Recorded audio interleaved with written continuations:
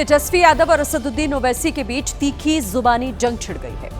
तेजस्वी ने ओवैसी को एक्सट्रीमिस्ट बताया, जिस पर AIMIM के अध्यक्ष असदुद्दीन ओवैसी ने करारा पलटवार किया है। दोनों नेताओं में जुबानी जंग की शुरुआत तब हुई जब एक इंटरव्यू के दौरान तेजस्वी यादव से महागठबंधन में ओवैसी को शामिल नहीं करने पर सवाल पूछा गया, जिसके जवाब में उन्होंने कहा कि महागठबंधन में एक्सट्रीमिस्ट यानी चरमपंथी की जगह नहीं है। तेजस्वी के इस बयान पर पलटवार करते हुए ओवैसी ने उन्हें एक्सट्रीमिस्ट को अंग्रेजी में लिखने की चुनौती दे डाली। क्या कहा उसने? ओवैसी एक्सट्रीमिस्ट है, चरमपंथी है, इंतहा पसंद है, दहशतगर्द है। आप बताइए हमको, हम तेजस्वी को बोलेंगे बाबू एक्सट्रीमिस्ट को तुम जरा अंग्रेजी में लिख के बता दो। असदुद्दीन ओवैसी यही नहीं रुके, उन्होंने हमला जारी रखते हुए तेजस्वी को पाकिस्तान से मोहब्बत करने वाला करार दिया। कानपुर देहात की एक प्लास्टिक फैक्ट्री में भीषण आग लग गई। इस दौरान आग इस कदर फैली कि पूरी फैक्ट्री ही जलकर खाक हो गई। आग से करोड़ों के नुकसान की आशंका है।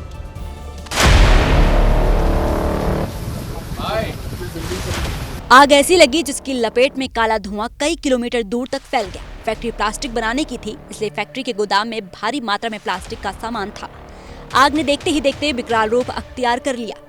राहत की बात ये रही कि आग सुबह करीब 6 बजे लगी, जिस वजह से फैक्ट्री और आसपास के इलाके में कम संख्या में लोग थे। नहीं तो हादसे में माल के साथ साथ जान का भी नुकसान हो सकता है। फायर ब्रिगेड की करीब 12 गाड़ियां आग पर काबू पाने में जुटी, लेकिन तब तक आग की लपटें कुछ कम हुई, तब तक सब कुछ जलकर खाक हो चुका। यूपी में योगी की पुलिस बदमाशों को ढूंढ ढूंढ कर मार रही है। खतरनाक बदमाशों का ऑन द स्पॉट बुलेट वाला इलाज किया जा रहा है। क्रिमिनल कितना भी शातिर हो, पुलिस की गोली से बच नहीं पा रहा। अमेठी से लेकर बुलंदशहर और देवरिया तक अपराधियों का एक जैसा इलाज हो रहा है। जिस अपराधी ने लॉ एंड ऑर्डर को चैलेंज किया, वो सीधे अपने पैरों पर खड़ा नहीं हो पा रहा। पहले अमेठी के बदमाश और गौतस्कर सरताज और मोहम्मद मुस्तफा की चाल सीधी थी, लेकिन अपराध करने की सजा इन्हें ऐसे मिली है कि अब ये कूद कूद कर चल रहे हैं।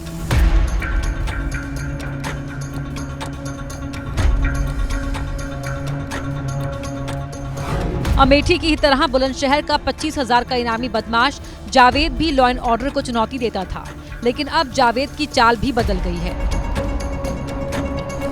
जावेद ने पुलिस पर गोली चलाने की ऐसी गलती कर दी जो उसे नहीं करनी चाहिए थी, और नतीजा सामने है। यूपी के देवरिया में तो गैंगस्टर एक्ट में वांछित बदमाश राजेश यादव गौ तस्करी करता था, लेकिन अब ये बदमाश पुलिस के हत्थे चढ़ चुका है। उत्तर प्रदेश के मुजफ्फरनगर में उस वक्त सनसनीखेज वारदात हुई जब बीच सड़क पर ही कार सवारों ने ट्रैफिक पुलिस कर्मी को जमकर पीटा।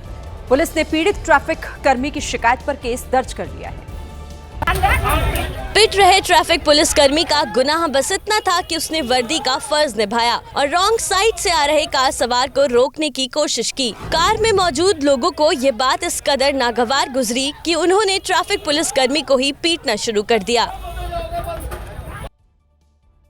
कार सवार बदमाशों ने न सिर्फ ट्रैफिक पुलिस के जवान को पीटा, बल्कि उनकी वर्दी ही फाड़ दी। सूचना पर पुलिस फोर्स के साथ पहुंची तो गुंडई कर रहे कार सवार कार लॉक करके भाग गए। हैरानी तब हुई जब उस कार में एक 4 साल की बच्ची सोती हुई मिली। पुलिस ने कार का शीशा तोड़कर बच्ची को परिजनों के हवाले किया और कार को कब्जे में ले लिया। पुलिस ने आरोपियों की तलाश के लिए कई टीमों का गठन किया है। अब बात करेंगे अफगानिस्तान की, जहां आज 5 घंटे के भीतर 2 बार भूकंप के झटके आए। धरती हिलने के बाद हुई तबाही में अब तक 20 लोगों की मौत हो चुकी है। कई घायल अब भी जिंदगी और मौत की जंग लड़ रहे हैं। आधी रात आए भूकंप की तीव्रता रिक्टर स्केल पर 6.3 की थी। भूकंप अफगानिस्तान के उत्तर में मौजूद हिंदुकुश इलाके में आया। भूकंप की वजह से मस्जिद की दीवारें टूट गईं। अलग अलग हिस्सों से निकले पत्थरों का ढेर सामने कंपाउंड पर पड़ा था। मलबे के नीचे दबकर 20 लोगों की मौत हुई तो 300 से ज्यादा लोग घायल हो गए। लोगों को बचाने के लिए रात से ही रेस्क्यू ऑपरेशन चलाया गया। जिस जगह पर भूकंप आया वो पाकिस्तान के बॉर्डर से 774 किलोमीटर दूर था, यानी दूरी कोई ज्यादा नहीं थी। अब आप शायद सोच रहे हो कि अभी अफगानिस्तान के भूकंप पर हमने पाकिस्तान की बात आखिर क्यों की है। तो आपको यहां ये बता दें कि अमेरिका के प्रेसिडेंट ट्रंप की अगर माने तो अफगानिस्तान में पाकिस्तान की वजह से भूकंप आ रहा है। ट्रंप का दावा है कि पाकिस्तान की सेना और सरकार न्यूक्लियर टेस्टिंग कर रही है, जिसकी वजह से वहां धरती के नीचे वाइब्रेशन हो रहा है।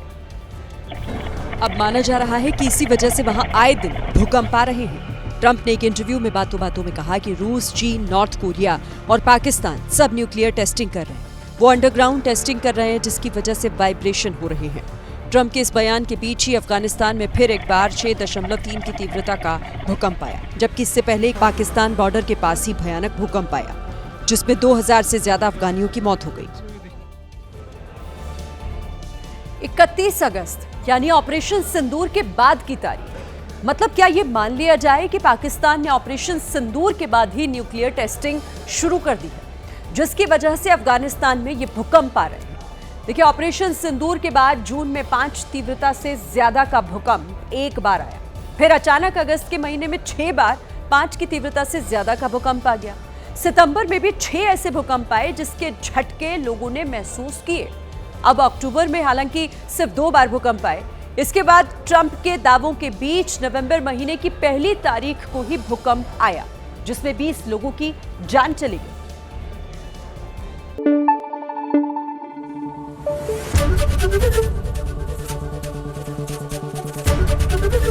एबीपी न्यूज आपको रखे आगे।